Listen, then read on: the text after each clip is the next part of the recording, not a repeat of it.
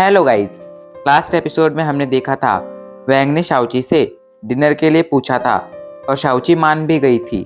अब आगे वैंग ने शाओची को एड्रेस बता दिया था कि उसे किस रेस्टोरेंट में आना है। रात को शाओची उस रेस्टोरेंट में जाती है और जाकर अपने टेबल पर बैठकर मेन्यू कार्ड देखने लगती है। उसी रेस्टोरेंट में आज वैंग वायलिन बजा रहा था। वैंग शाओची के लिए वायलिन बजा रहा था, पर शाओची एक बार ठीक से उसकी तरफ देखती तक नहीं है। उसका पूरा ध्यान बस अपने मेन्यू कार्ड पर था। सभी लोग वैंग के लिए तालियां भी बजाते हैं, पर शाओची फिर से उस पर कोई ध्यान नहीं देती है।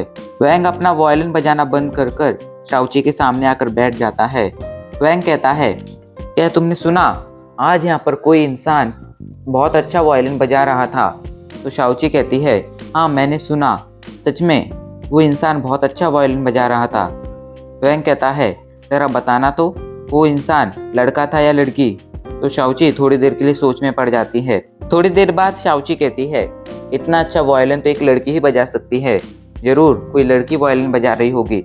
वैंग गुस्से में कहता है, कोई लड़की नहीं, मैं वायलिन बजा रहा था, क्या तुमने मुझ पर इतना भी ध्यान नहीं दिया? तो शाओची कहती है, एक्चुअली आज मैं जब अपने घर से निकली तब मैं अपने कॉन्टैक्ट लेंस पहनना भूल गई, जिसलिए मुझे कुछ साफ साफ नहीं दिख रहा है। इसलिए मैं वायलिन की आवाज़ तो सुन पाई, पर मुझे पता नहीं चला कि वायलिन कौन बजा रहा है। वेल, तुमने बहुत अच्छा वायलिन बजाया है आज। चलो अब इस मेन्यू कार्ड में से देख लो तुम्हें आज क्या खाना है। और वैंग मेन्यू कार्ड में से डिश चूज करने लगता है।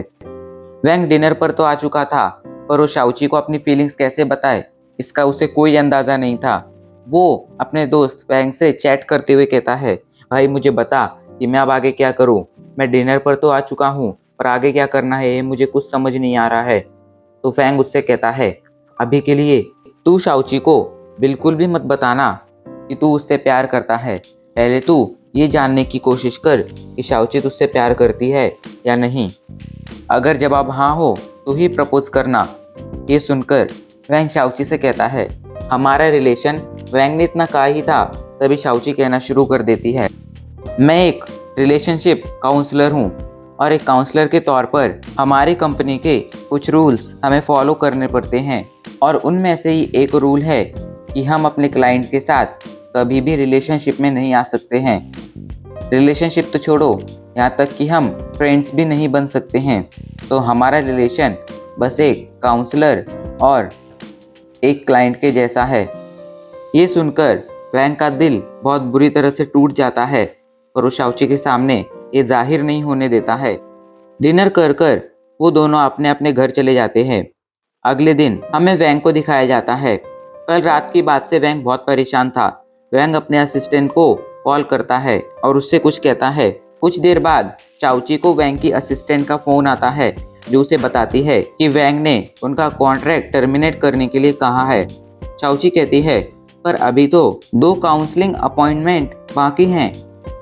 असिस्टेंट कहती है, पता नहीं, पर सर का यही ऑर्डर है और उन्होंने मुझे ये बात आपको बताने के लिए कही है।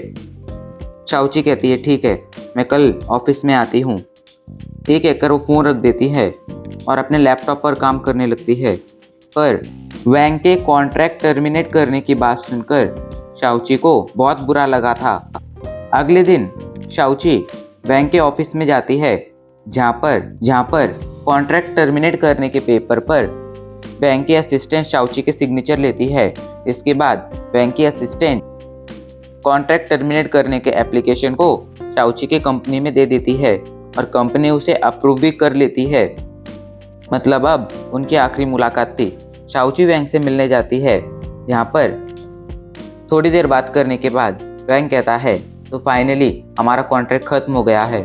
शाओची कहती है, हाँ बेस्ट ऑफ लक, मुझे उम्मीद है तुम्हें तुम्हारे लिए एक सही लड़की मिल जाएगी। ये कहकर शाओची वहाँ से जाने लगती है, लेकिन तभी वैंग उसे पकड़कर नीचे गिरा देता है और उसके करीब जाने लगता है। मैं तुम्हें यहाँ से इस तरह तो जाने नहीं दूंगा। ये कहकर वैंग जल्दी से शाओची को किस कर लेता है। और इसी के साथ हमारा ये एपिसोड यहीं पर ख़त्म हो जाता है।